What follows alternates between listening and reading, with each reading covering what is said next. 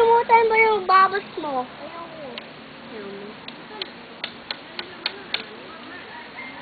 Ako gusto.